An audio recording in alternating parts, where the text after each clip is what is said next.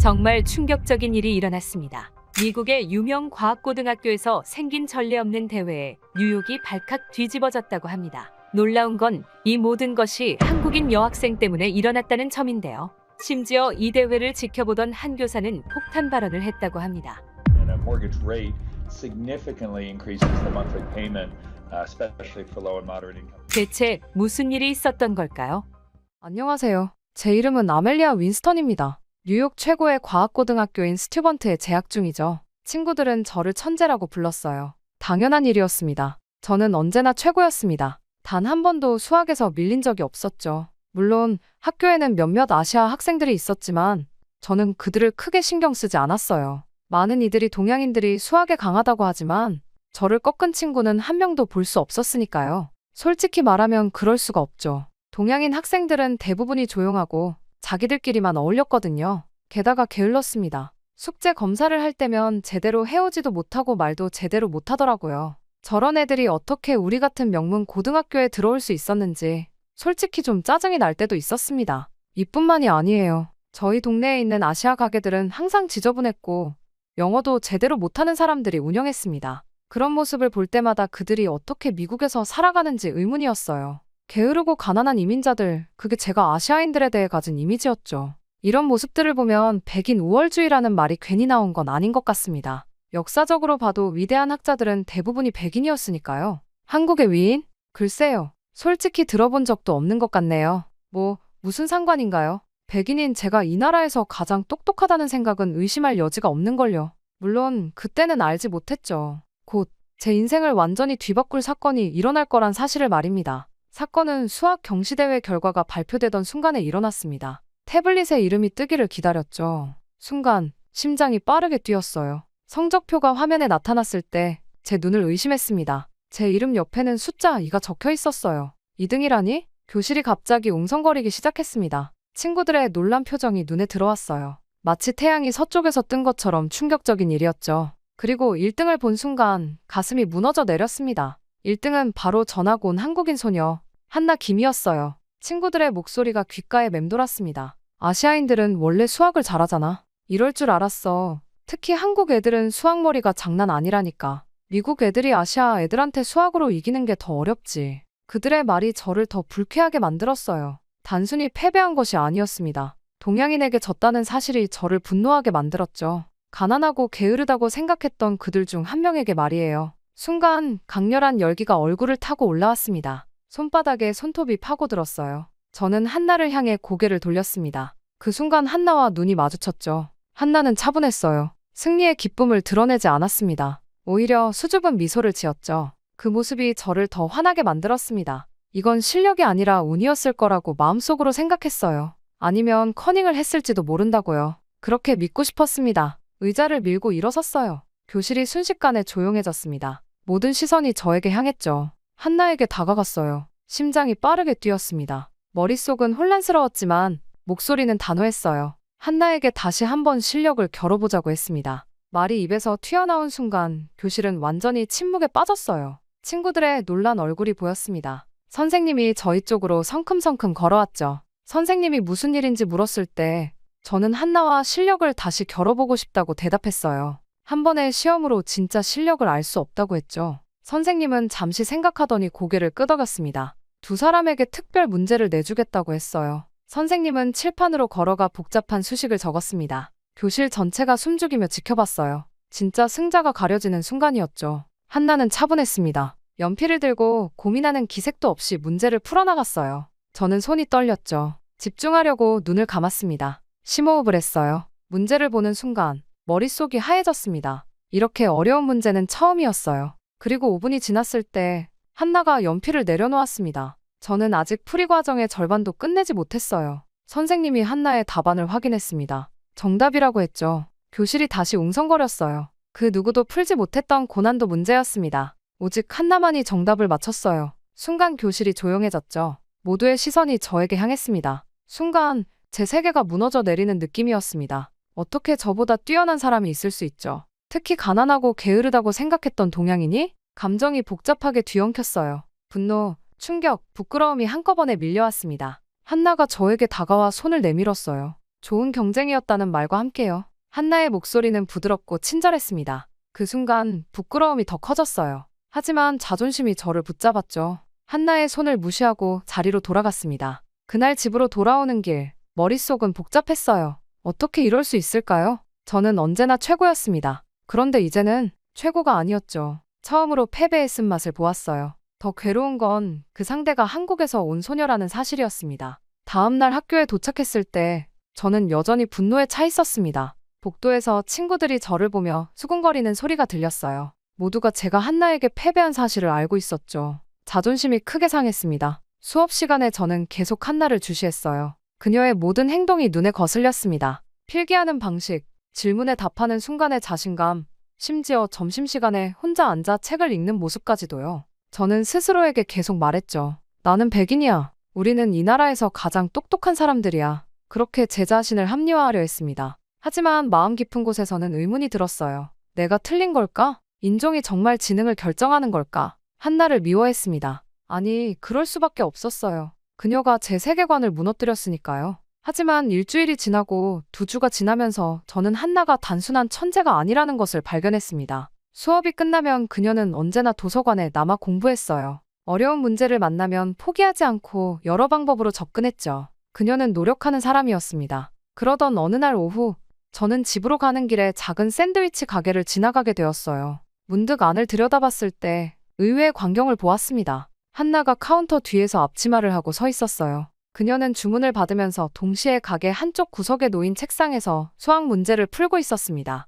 호기심에 가게 안으로 들어갔어요. 구석에서 나이든 여성이 기침을 하며 빵을 굽고 있었습니다. 한나의 어머니였어요. 그녀는 분명 몸이 좋지 않아 보였지만 쉬지 않고 일하고 있었죠. 한나는 저를 보고 잠시 놀란 표정을 지었습니다. 하지만 곧 미소를 지으며 주문을 받으려 했어요. 저는 아무것도 주문하지 않고 그냥 그들을 지켜봤습니다. 한나는 손님을 응대하고 계산하고 틈틈이 수학 문제를 풀었어요. 그녀에게 공부는 사치가 아니었습니다. 생존이었어요. 그 순간 저는 깨달았습니다. 한나는 단순히 수학을 잘하는 게 아니라 생존을 위해 수학을 하고 있었어요. 그녀에게 1등은 단순한 성취가 아니라 미래를 위한 희망이었죠. 부끄러움이 밀려왔습니다. 제가 얼마나 특권 속에서 살아왔는지 깨달았어요. 저는 항상 좋은 환경에서 공부했고 원하는 것은 무엇이든 가질 수 있었죠. 하지만 한나는 그런 환경에서도 저보다 뛰어났습니다. 그렇게 샌드위치 가게에서의 경험은 제 마음에 큰 변화를 가져왔습니다. 한나에 대한 호기심이 생겼어요. 그녀가 어떻게 그렇게 뛰어난 실력을 갖게 되었는지 알고 싶었죠.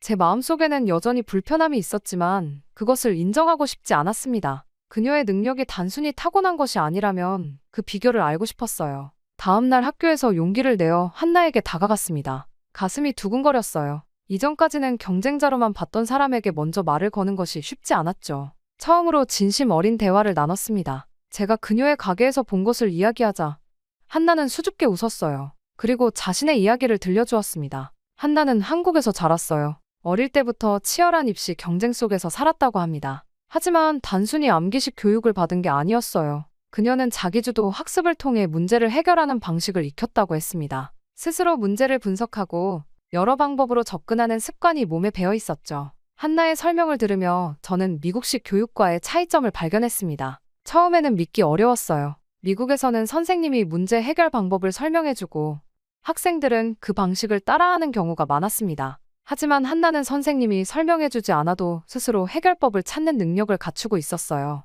이것이 제가 그녀를 이길 수 없었던 이유였을까요? 저는 혼란스러웠지만 동시에 호기심이 커졌습니다. 집에 돌아와 부모님께 한나의 이야기를 전했어요. 마음속 깊은 곳에서는 여전히 인정하기 싫었지만 그녀의 방식에서 배울 점이 있다고 느꼈습니다. 놀랍게도 부모님은 큰 관심을 보이셨어요. 특히 아버지는 교육 분야에 관심이 많으셨죠. 그래서 그런지 한나의 학습 방식에 매료되셨습니다. 저녁 식사 시간에 아버지가 물으셨어요. 도대체 한국에서는 어떻게 교육을 받길래 저렇게 스스로 공부를 잘하지? 이 질문을 시작으로 우리 가족은 한국 교육에 대해 더 알아보기 시작했습니다. 인터넷으로 자료를 찾아보고 한인 커뮤니티의 강연에도 참석했어요. 처음에는 단순한 호기심이었지만 점점 더 한국의 교육 시스템과 문화에 진정한 관심이 생겼습니다. 그리고 제 마음속에는 불편한 감정이 서서히 존경심으로 바뀌기 시작했어요. 용기를 내어 한나의 가족을 저희 집에 초대했습니다. 처음에는 어색했어요. 제가 한나를 미워했던 것이 부끄러웠죠.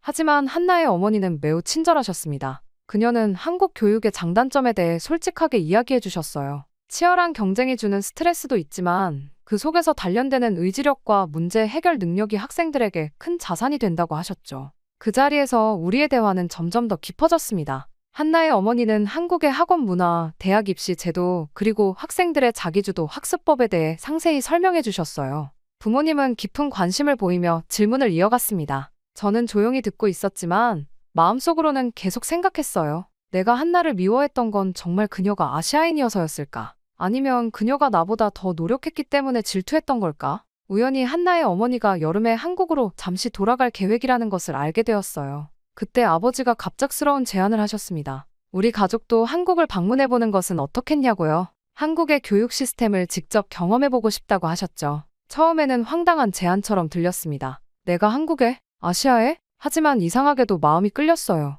이것이 제 편견을 완전히 깰 수 있는 기회라고 느꼈습니다. 한나가 자란 환경을 직접 보고 싶었죠. 그래서 저는 부모님의 제안을 적극 지지했어요. 한나와 그녀의 어머니는 우리의 제안에 기뻐했습니다. 그리고 여러 차례 만남 끝에 결국 우리 가족은 한나 가족과 함께 한국을 방문하기로 결정했어요.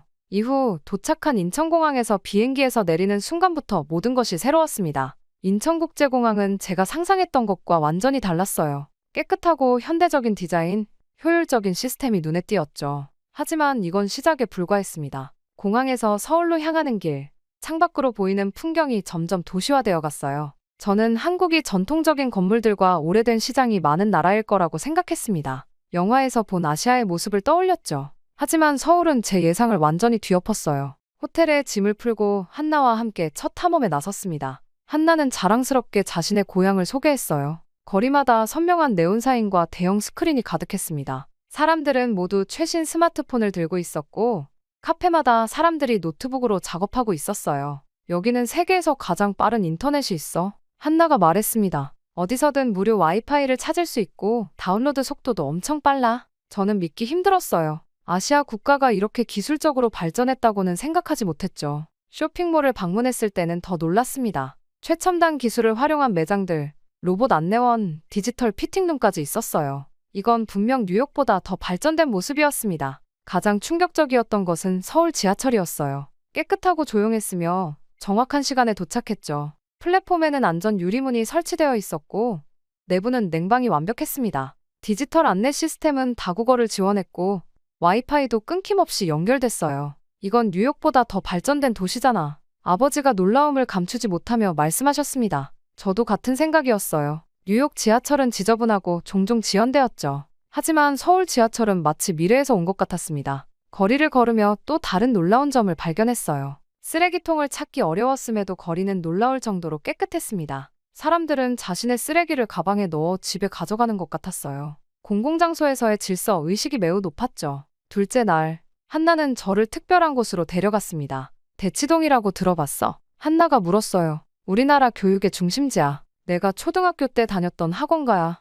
지하철을 타고 대치동에 도착했을 때 저는 그 규모에 놀랐습니다. 고층 건물마다 학원 간판이 빼곡했어요. 거리에는 교복을 입은 학생들이 분주하게 오갔죠. 오후 시간임에도 불구하고 학생들로 가득했습니다. 여기는 한국 최고의 학원가야. 수많은 학생들이 대학 입시를 위해 이곳에서 공부해. 한나가 설명했어요. 건물 안으로 들어가자 여러 층에 걸쳐 다양한 종류의 학원이 있었습니다. 수학, 과학, 영어, 논술, 심지어 예술과 음악 학원까지 있었어요. 학생들은 한 학원에서 다른 학원으로 빠르게 이동했죠. 저는 이 광경에 압도되었습니다. 한나가 어떤 환경에서 자랐는지 이제야 이해할 수 있었어요. 그녀의 학업 능력이 우연이 아니라 이런 환경 속에서 형성된 것임을 깨달았습니다. 대치동 학원가를 방문한 다음 날, 한나는 특별한 제안을 했습니다. 아멜리아, 내가 다녔던 수학학원에서 레벨 테스트를 받아볼래? 미국과 한국의 교육 차이를 직접 경험해 볼 수 있을 거야. 처음에는 망설였어요. 낯선 나라에서 시험을 본다는 생각이 부담스러웠습니다.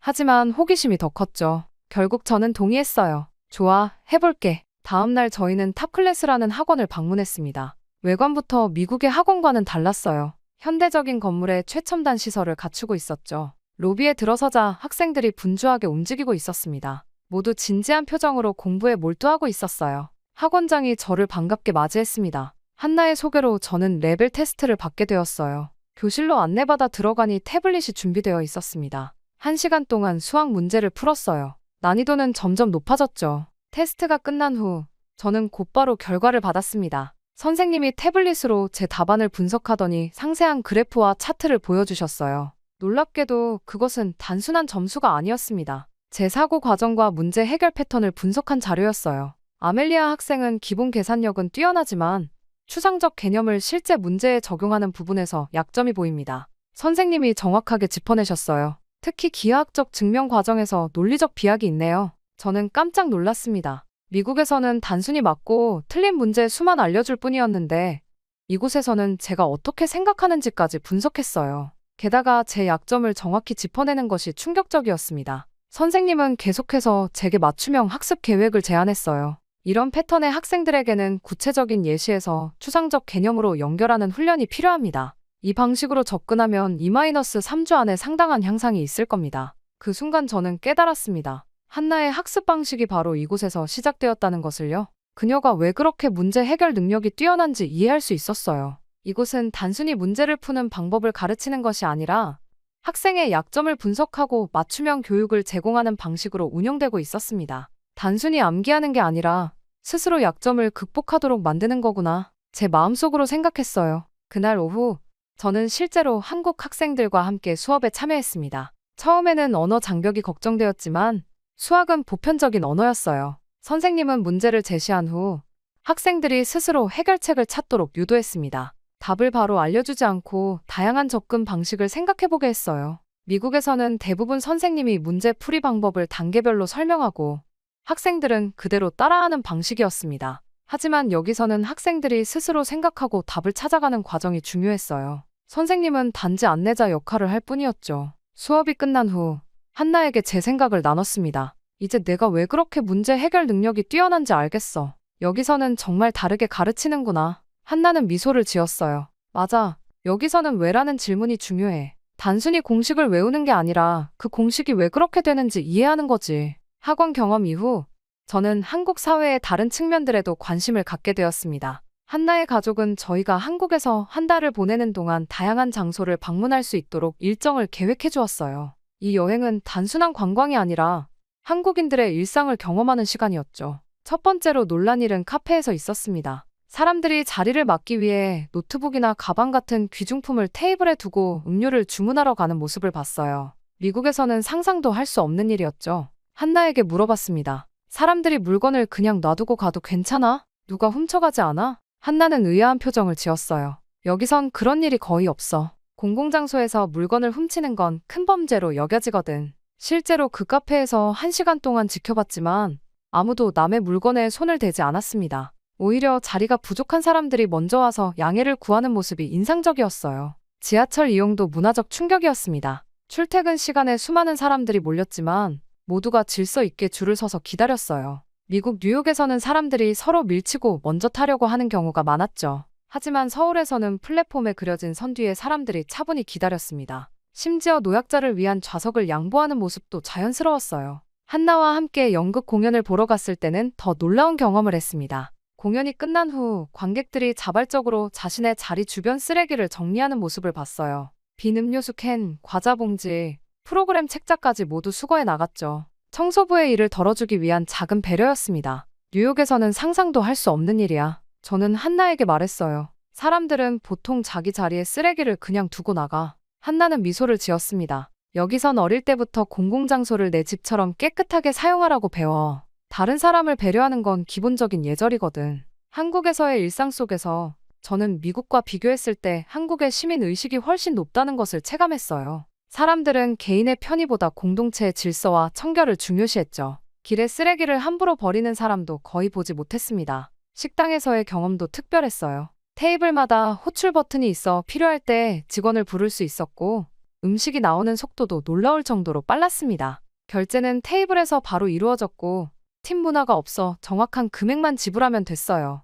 이런 경험들이 쌓이면서 저는 점점 더 제 자신의 편견에 대해 생각하게 되었습니다. 아시아 국가들이 뒤처지고 비위생적이라는 선입견은 완전히 잘못된 것이었어요. 오히려 많은 면에서 미국보다 더 발전되고 질서 있는 사회였습니다. 내가 얼마나 편견에 갇혀 있었는지. 어느 날 밤 호텔 창문으로 서울의 밤 풍경을 바라보며 생각했어요. 반짝이는 도시의 불빛들이 제 과거의 생각들을 밝게 비추는 것 같았습니다. 한국에서의 마지막 주, 저는 한나에게 특별한 부탁을 했습니다. 내가 어떻게 공부하는지 가르쳐 줄 수 있어? 한나는 기쁘게 동의했어요. 그렇게 우리는 매일 몇 시간씩 함께 공부하기 시작했습니다. 한나의 학습 방식은 정말 특별했어요. 그녀는 문제를 풀기 전에 항상 전체적인 맥락을 이해하려고 했습니다. 단순히 공식을 외우는 것이 아니라 그 공식이 어디서 왔는지, 왜 그렇게 되는지 근본적인 원리를 파악했어요. 또한 한 문제를 여러 가지 방법으로 접근하는 습관이 있었죠. 항상 다른 방법을 생각해봐. 한나가 말했습니다. 정답에 도달하는 길은 하나가 아니야. 저는 이전에는 단순히 선생님이 가르쳐준 방법만 사용했어요. 하지만 한나의 방식을 따라하면서 수학에 대한 이해가 깊어지기 시작했습니다. 문제풀이가 기계적인 작업이 아니라 창의적인 과정이 되었죠. 한나는 또한 자신의 약점을 정확히 파악하고 그 부분을 집중적으로 보완하는 학습법을 가르쳐줬어요. 대치동 학원에서 배운 맞춤형 학습 방식을 그녀는 스스로 실천하고 있었습니다. 수학 외에도 한나에게서 많은 것을 배웠어요. 그녀의 시간 관리 능력은 놀라웠습니다. 학교 공부, 가게 일, 취미 활동까지 모두 효율적으로 해내는 모습이 인상적이었죠. 매일 계획표를 작성하고 중요한 일부터 처리하는 습관은 저도 곧 따라하게 되었어요. 무엇보다도 한나에게서 배운 가장 큰 교훈은 겸손함이었습니다. 그녀는 뛰어난 실력에도 불구하고 결코 자만하지 않았어요. 항상 더 배울 것이 있다고 생각했고 다른 사람의 의견을 존중했죠. 완벽한 사람은 없어. 한나가 말했습니다. 우리는 모두 서로에게서 배울 수 있어. 한국에서 보낸 한 달은 눈 깜짝할 사이에 지나갔어요. 미국으로 돌아가는 비행기에서 저는 제가 얼마나 변했는지 깨달았습니다. 이제 단순히 1등을 하는 것보다 배움 자체에 더 의미를 두게 되었어요. 그리고 무엇보다도 아시아인들에 대한 편견이 완전히 사라졌습니다. 학교로 돌아왔을 때 친구들은 제가 달라진 것을 금방 알아챘어요. 더 이상 경쟁에 집착하지 않았고 다른 학생들을 돕는데 시간을 쓰기 시작했습니다. 한나의 학습 방식을 학교 스터디 그룹에 소개했고 많은 학생들이 관심을 보였죠. 한 달 후 또 다른 수학 경시대회가 열렸어요. 한나와 저는 다시 참가했습니다. 이번에는 이전과 달리 긴장하지 않았어요. 결과가 아닌 과정을 즐기려고 노력했죠. 결과 발표 날 예상대로 한나가 1등을 했습니다. 제 이름은 3등 옆에 있었어요. 하지만 이번에는 완전히 다른 감정이 들었습니다. 분노나 질투가 아니라 한나에 대한 진심 어린 존경심이었죠. 시상식이 끝난 후 저는 먼저 한나에게 다가가 손을 내밀었어요.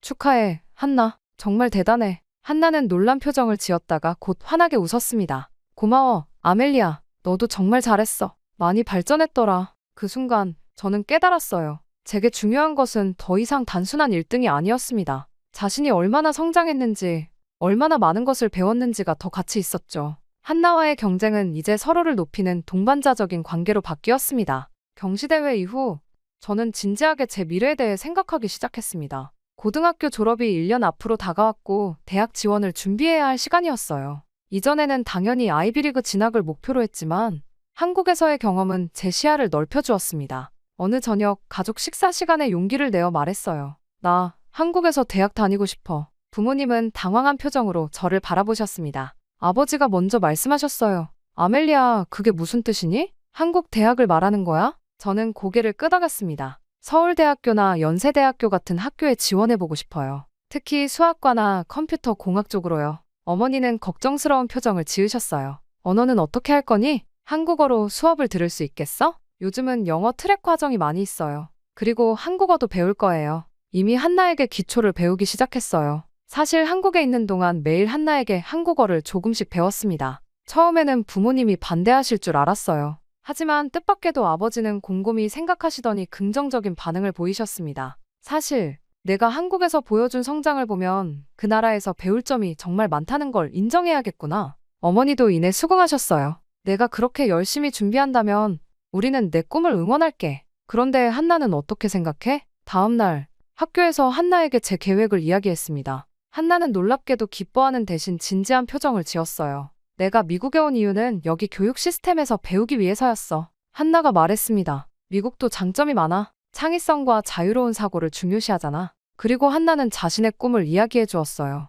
그녀는 미국에서 교육학을 공부하고 두 나라의 장점을 결합한 새로운 교육 방식을 개발하고 싶다고 했습니다. 한국의 체계적인 학습법과 미국의 창의적인 접근 방식을 통합하는 교육 개혁을 꿈꾸고 있었어요. 난 단순히 수학을 잘하는 것보다 교육 시스템 자체를 바꾸고 싶어. 한나가 말했습니다. 모든 학생들이 자신의 잠재력을 최대한 발휘할 수 있도록 말이야. 그 순간 저는 한나를 새롭게 보게 되었어요. 그녀는 더 이상 제 경쟁자가 아니었습니다. 그녀는 단순한 수학 천재가 아니라 삶을 바꾸는 사람이 되고자 했어요. 그리고 저는 그런 한나와 함께 걸어가고 싶었습니다. 우리가 서로 다른 길을 가더라도 같은 목표를 향해 나아갈 수 있을 거야. 제가 말했어요. 나는 한국에서, 너는 미국에서 배우면서 서로의 경험을 나눌 수 있어. 한나는 환하게 웃었습니다. 그럼 우리는 국제적인 교육 개혁 파트너네. 그렇게 저와 한나는 서로의 꿈을 응원하기로 했어요. 저는 한국 대학 입시를 준비하기 시작했고, 한나는 자신만의 교육 철학을 발전시켜 나갔습니다. 우리의 여정은 이제 막 시작되었어요. 지금 저는 한국어 공부에 열중하고 있습니다. 한나는 매주 화상 통화로 저에게 한국어를 가르쳐줘요. 부모님도 적극적으로 지원해 주십니다. 아버지는 심지어 회사에 한국 지사 설립을 제안하셨다고 해요.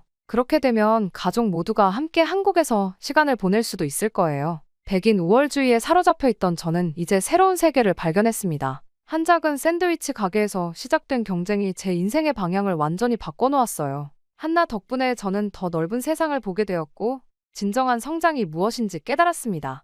정말 충격적인 일이 벌어졌습니다. 최근 하버드 대학교에서 한 학생과 교수의 토론이 강의실 전체를 뒤흔들었다고 합니다. 놀라운 건 그 학생이 바로 한국인이라는 점인데요. 이 사건 이후 학교 내에서는 한일 역사에 대한 뜨거운 논쟁이 이어지고 있으며 일부 학생들은 독도에 대한 정의를 다시 내려야 한다 라는 말까지 했다고 합니다.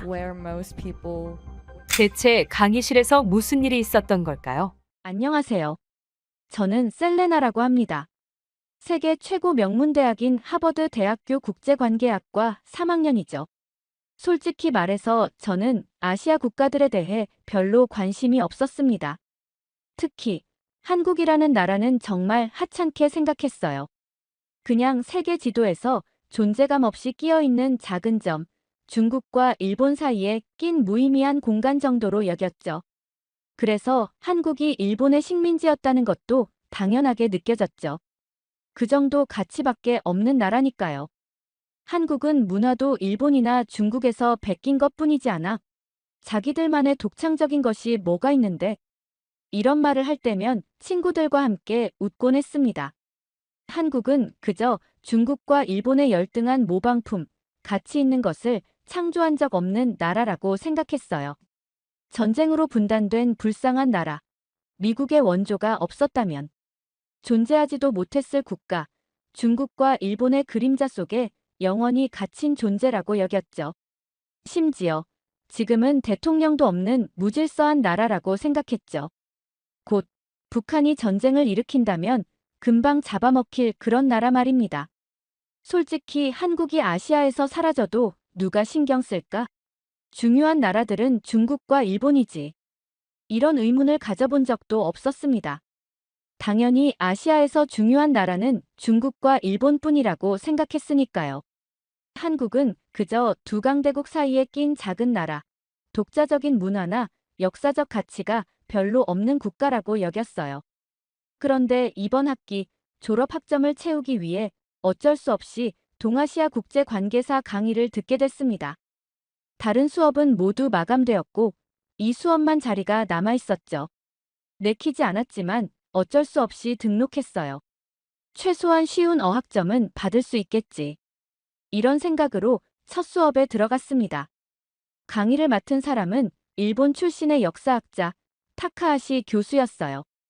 타카하시 교수는 하버드에서 10년 이상 가르친 베테랑 교수였고 동아시아 역사 연구로 명성이 자자했죠. 특히 제가 들은 바로는 그는 한국의 역사적 주장에 비판적인 시각을 가진 것으로도 유명했습니다.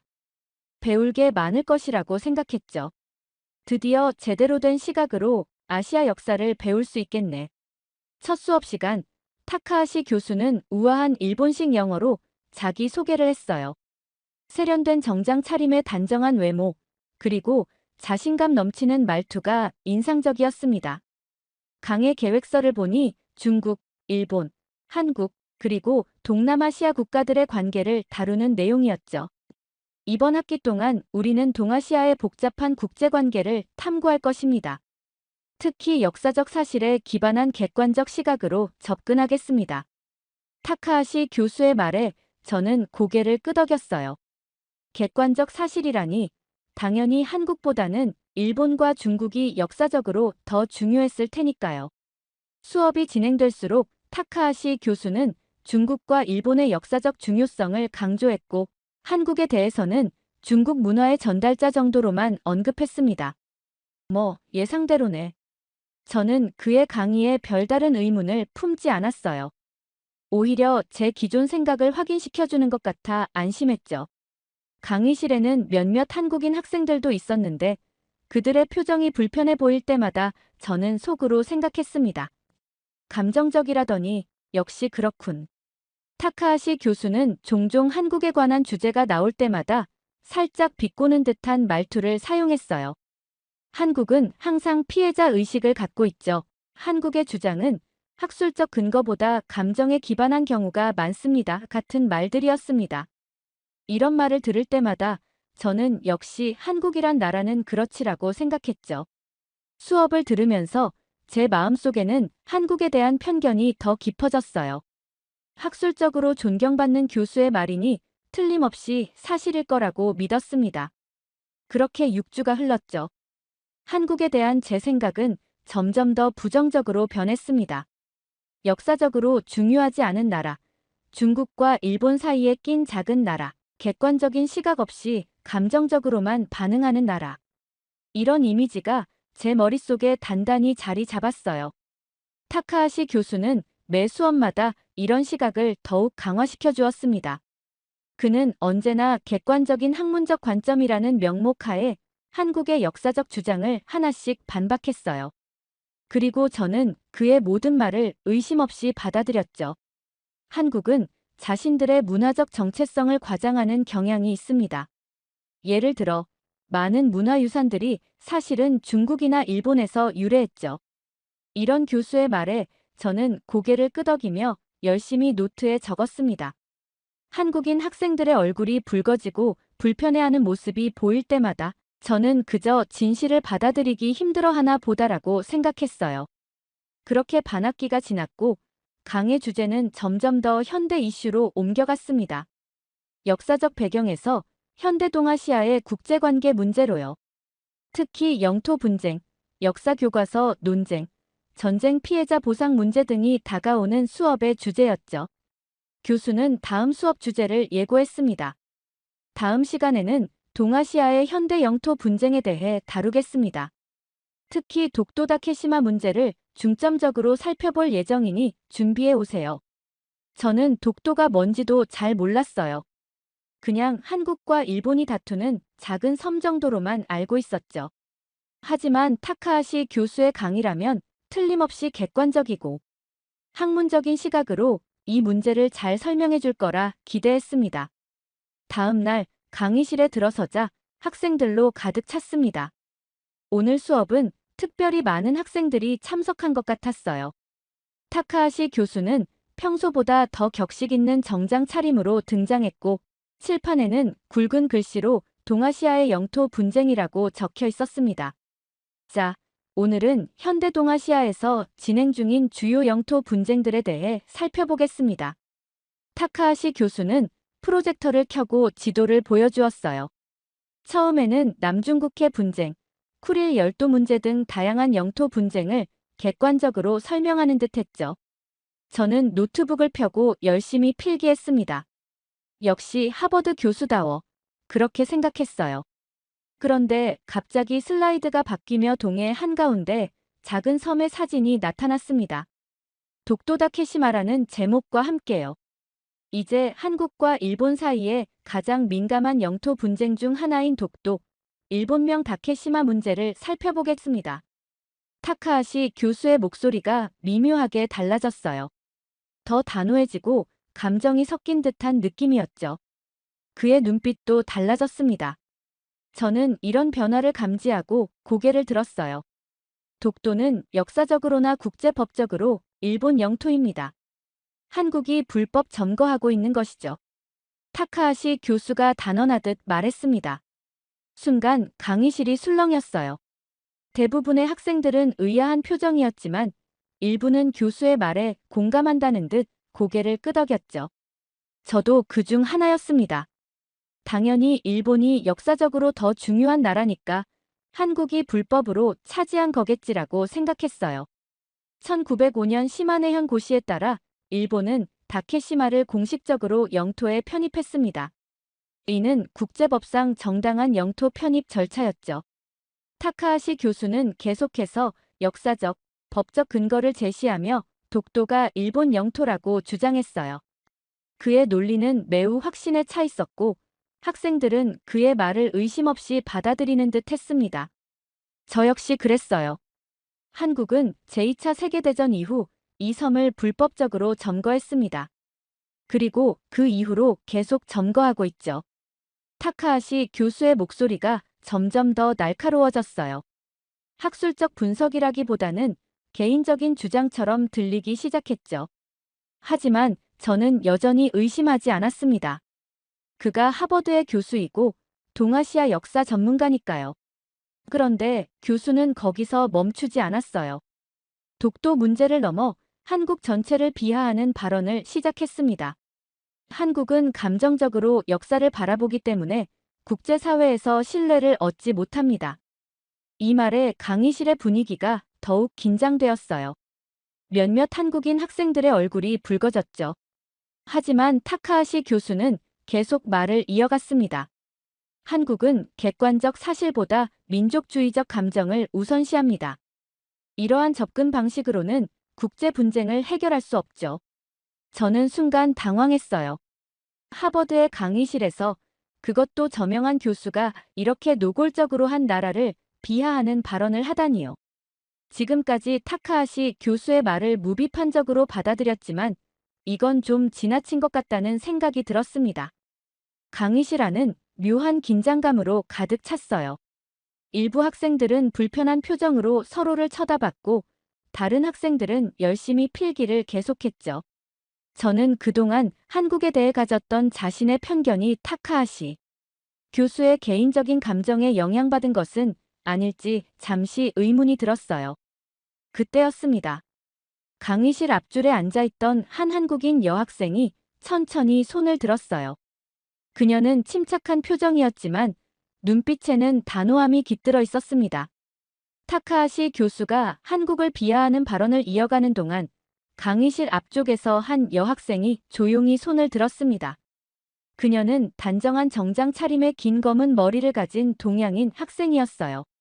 그녀의 표정은 차분했지만 눈빛에서는 강한 결의가 느껴졌습니다. 교수는 그녀를 발견하고 잠시 말을 멈췄어요. 강의실의 모든 시선이 그녀에게 향했습니다.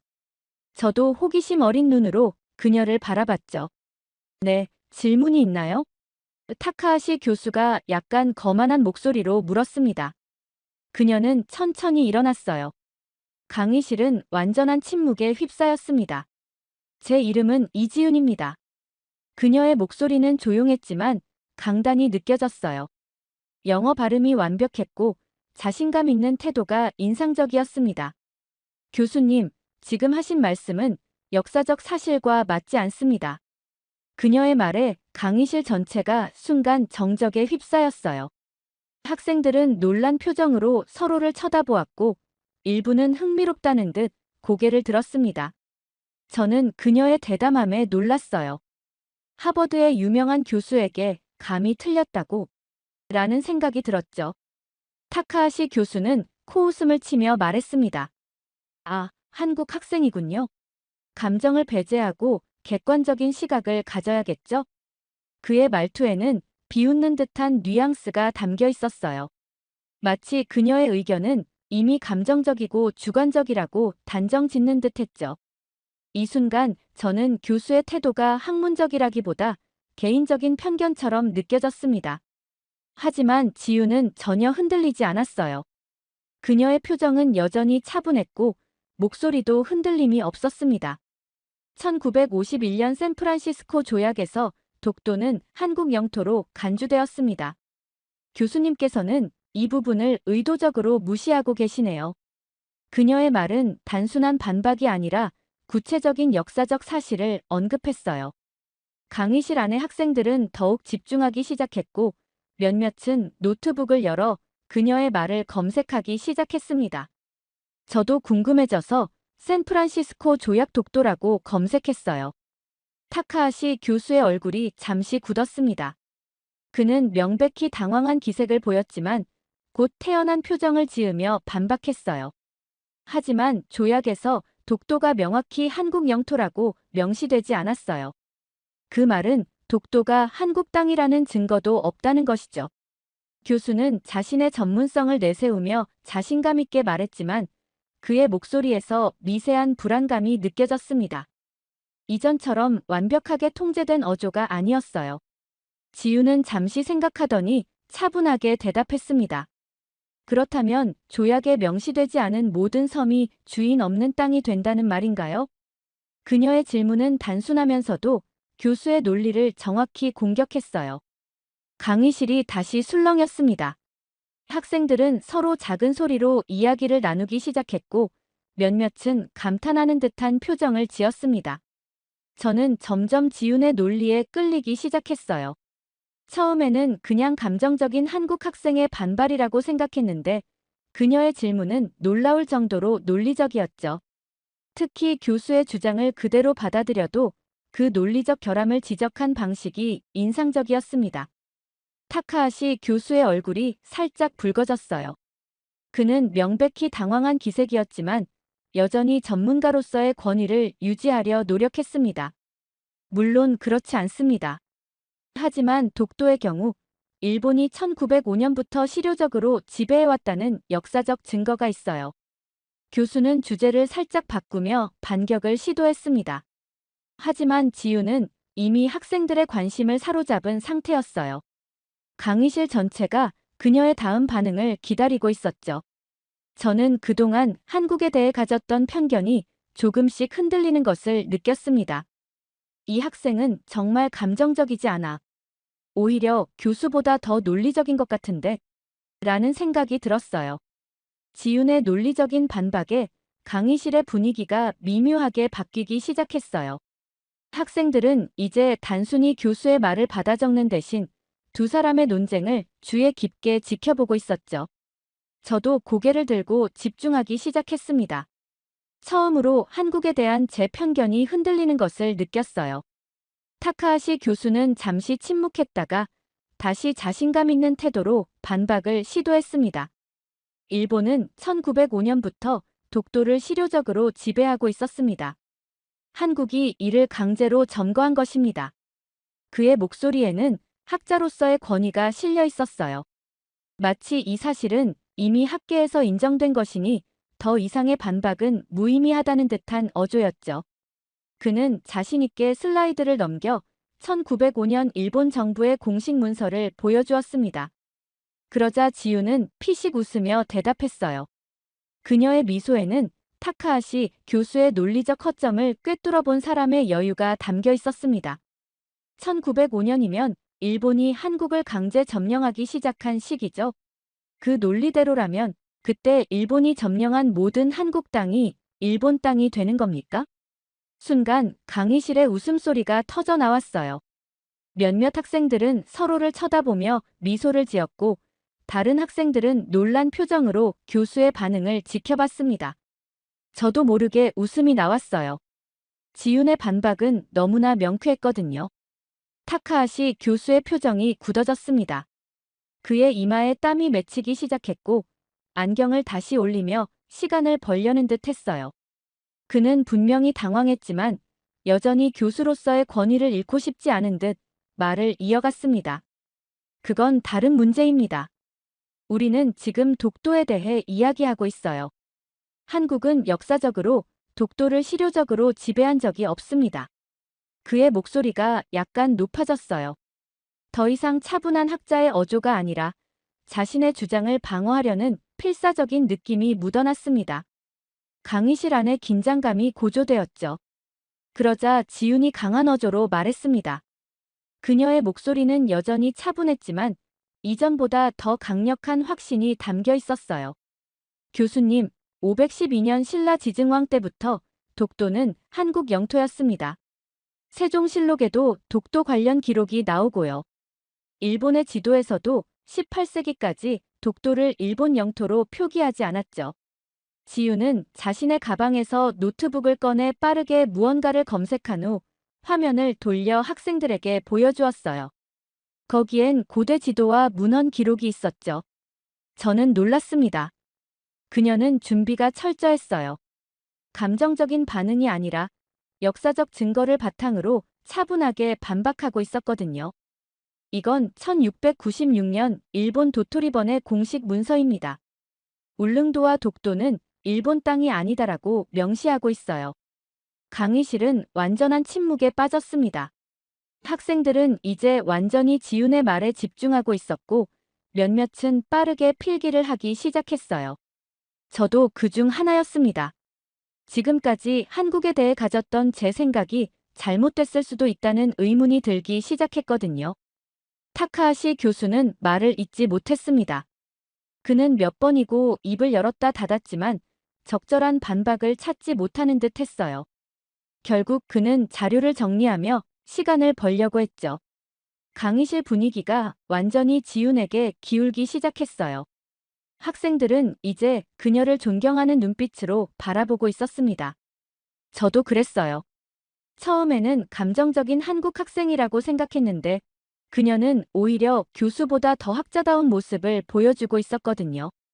타카하시 교수는 마지막 시도를 했습니다. 그는 목소리를 가다듬고 다시 권위 있는 척 말했어요. 그런 고대 문헌들은 해석의 여지가 많습니다. 현대 국제법적 관점에서 봐야. 하지만 그의 말은 이미 설득력을 잃고 있었습니다. 학생들의 표정에서 그것을 읽을 수 있었어요.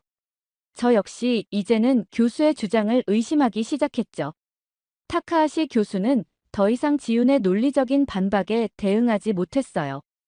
그는 잠시 멍한 표정으로 서 있다가 서류를 정리하며 어색하게 말했습니다. 이 주제는 다음 시간에 더 다루도록 하겠습니다. 오늘 수업은 여기까지입니다. 학생들은 놀란 표정으로 서로를 쳐다봤어요. 수업 시간이 20분이나 남았는데도 교수가 갑자기 수업을 끝내다니 전례 없는 일이었죠. 지우는 자리에 앉으며 조용히 노트북을 닫았습니다. 그녀의 표정은 차분했지만 눈빛에서는 작은 승리의 기쁨이 느껴졌어요. 저는 멍하니 앉아 있었습니다. 머릿속이 복잡했어요. 지금까지 한국과 일본의 역사에 대해 깊이 알지 못했어요. 솔직히 말해서 두 나라가 계속 다투고 있다고만 생각했죠. 한국이 그저 일본과 중국 사이에 낀 작은 나라, 독자적인 역사적 가치가 없는 나라라고 여겼던 제 생각이 순식간에 무너져 내리는 기분이었습니다. 내가 얼마나 무지했던 거지? 이런 생각이 들자 부끄러움이 밀려왔어요. 저는 그동안 한국에 대해 너무 쉽게 판단했던 것 같았습니다. 타카하시 교수의 말을 비판 없이 받아들이며 한국을 경멸했던 제 자신이 갑자기 부끄러워졌어요. 학생들이 강의실을 빠져나가기 시작했지만 저는 여전히 자리에 앉아 있었습니다. 오늘 있었던 일을 정리할 필요가 있었어요. 한 명의 한국인 학생이 논리적으로 역사적 사실을 설명하며 교수까지 제압하는 모습을 보며 한국이라는 나라에 대해 다시 생각하게 되었습니다. 한국은 정말 그저 감정적으로만 역사를 보는 나라일까? 아니면 내가 그동안 잘못된 정보에 속았던 걸까?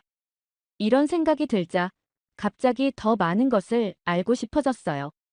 객관적인 시각으로 한국의 역사와 문화를 배우고 싶다는 생각이 들었습니다. 그동안 가졌던 편견을 버리고 새롭게 시작하고 싶었어요. 강의실은 거의 비어가고 있었습니다. 지훈도 가방을 챙기고 나가려는 참이었어요. 저는 갑자기 결심했습니다. 용기를 내어 그녀에게 다가갔어요. 저기, 지훈. 그녀가 돌아보았습니다. 가까이서 보니 그녀는 생각보다 더 자신감 있어 보였어요. 단정한 외모와 지적인 분위기가 느껴졌습니다. 네. 그녀가 미소를 지으며 대답했어요. 저는 약간 떨리는 목소리로 말했습니다. 아까 정말 대단했어. 난 한국에 대해 잘 몰랐는데 내 말을 듣고 다시 공부해봐야겠다는 생각이 들었어. 솔직히 말하는 것이 조금 부끄러웠지만 저는 진심이었어요. 그녀의 논리적인 태도와 지식에 감명받았거든요. 지우는 더 환하게 미소를 지으며 말했습니다. 역사는 감정이 아니라 사실로 보는 거야. 관심이 있다면 언제든 이야기해줄게. 그녀의 친절한 반응에 저는 안도했어요. 제가 그동안 한국인들을 얼마나 잘못 판단했는지 다시 한번 깨달았죠. 감정적이고 논리가 부족하다고 생각했던 제 편견이 완전히 틀렸다는 것을 지훈이 증명했으니까요. 정말? 그럼 혹시 다음 주에 같이 커피 마시면서 이야기할 수 있을까? 저는 용기를 내어 제안했습니다. 한국에 대해, 그리고 동아시아 역사에 대해 더 배우고 싶었어요. 특히 편향되지 않은 시각으로 말이죠. 물론이지. 화요일 오후는 어때? 지훈이 대답했어요. 우리는 번호를 교환했고 다음 만남을 약속했습니다. 강의실을 나오면서 저는 마음이 한결 가벼워진 것을 느꼈어요. 지금까지 제가 가지고 있던 한국에 대한 생각이 얼마나 왜곡되어 있었는지 깨닫게 되었거든요. 세상엔 내가 모르는 것이 너무 많구나. 저는 도서관으로 향했습니다. 한국 역사에 관한 책을 찾아보기로 했어요. 이제부터는 누군가의 말을 맹목적으로 믿기보다 스스로 공부하고 판단하기로 결심했습니다. 타카하시 교수의 강의를 들으면서 가졌던 편견과 선입견들이 하나씩 무너지기 시작했어요. 그날 저는 처음으로 한국 역사책을 펼쳐보았습니다.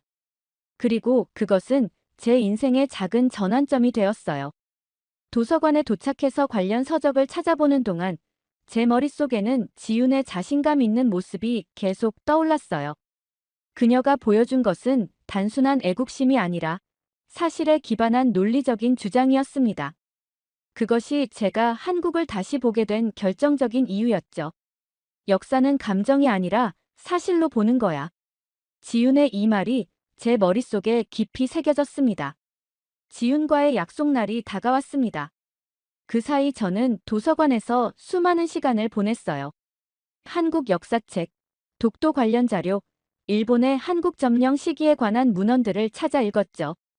진실을 알고 싶다는 갈망이 컸습니다. 마침내 화요일, 약속 장소인 카페에 도착했을 때 지훈은 이미 자리에 앉아 있었어요. 그녀는 미소를 지으며 저를 맞이했습니다.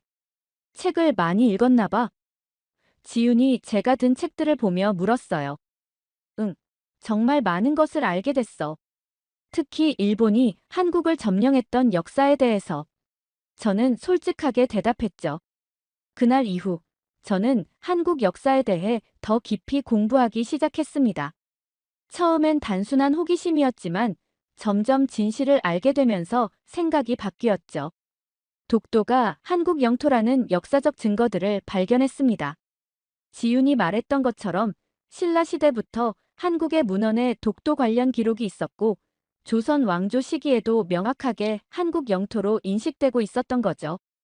특히 놀라웠던 것은 일본 자신들의 고지도에서도 독도를 일본 영토가 아닌 것으로 표시하고 있다는 점이었어요. 지훈은 제가 가져간 책들을 보면서 더 많은 설명을 해주었습니다. 그녀는 감정적으로 말하는 대신 사실과 문헌을 바탕으로 차분히 이야기했어요. 이런 태도가 저에게는 더 큰 신뢰를 주었죠. 타카하시 교수는 어떻게 됐어? 지훈이 물었어. 수업 스타일이 완전히 바뀌었어. 더 이상 한국에 대한 비하 발언은 하지 않고 객관적인 사실만 다루려고 해. 그날 이후로 자신감이 많이 줄어든 것 같아. 우리는 웃으며 이야기를 나눴어요. 그리고 대화는 자연스럽게 한국 문화로 이어졌습니다. 지훈은 한국의 역사뿐만 아니라 문화, 언어, 예술에 대해서도 많은 것을 알려주었어요. 한국이 단순히 두 강대국 사이에 낀 작은 나라가 아니라 독자적인 문화와 풍부한 역사를 가진 나라라는 것을 알게 되었습니다. 처음엔 한국에 대해 많은 편견이 있었어. 저는 솔직하게 고백했어. 일본과 중국의 그림자 정도로만 생각했거든. 지훈은 이해한다는 듯이 고개를 끄덕였어. 많은 사람들이 그렇게 생각해. 하지만 역사는 누가 더 크게 외치는가에 따라 결정되는 것이 아니라 진실을 말하는 사람이 결국 승리한다는 것을 기억해줘. 그녀의 말이 제 마음 깊이 와닿았습니다. 역사는 권력자나 강자의 것이 아니라 진실을 추구하는 모든 사람의 것이라는 생각이 들었어요. 카페에서 나온 후 우리는 캠퍼스를 걸으며 더 많은 이야기를 나눴습니다. 지유는 한국의 독립운동, 민주화 과정, 그리고 현대 한국의 발전에 대해 이야기해 주었어요. 그녀의 이야기 속에서 저는 한국인들의 강인함과 끈기를 엿볼 수 있었습니다. 한국이 일제강점기와 한국전쟁의 폐허 속에서 어떻게 오늘날의 경제 강국으로 성장했는지 정말 놀라워. 제가 감탄했어요. 응, 우리는 그걸 한강의 기적이라고 불러. 하지만 그건 기적이 아니라 한국인들의 노력과 희생의 결과야. 그날 이후로 저는 정기적으로 지훈을 만나 한국에 대해 더 많이 배웠습니다. 제 인생에서 한국이라는 나라는 더 이상 희미한 존재가 아니었어요. 오히려 존경과 관심의 대상이 되었죠. 도서관에서 한국 역사를 공부하면서 저는 타카하시 교수의 강의에서 배운 내용들이 얼마나 한쪽으로 치우쳐 있었는지 깨달았습니다. 그리고 진실을 추구하는 태도의 중요성도 배웠어요. 그 경험은 제게 중요한 교훈을 주었습니다. 편견 없이 세상을 바라보는 법, 다양한 관점에서 역사를 이해하는 법, 그리고 무엇보다 진실을 추구하는 자세의 중요성을 말이죠.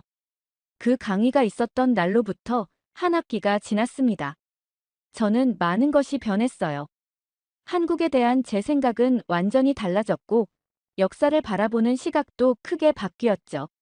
지훈과는 좋은 친구가 되었습니다. 우리는 자주 만나 이야기를 나누었고, 서로의 문화에 대해 배웠어요.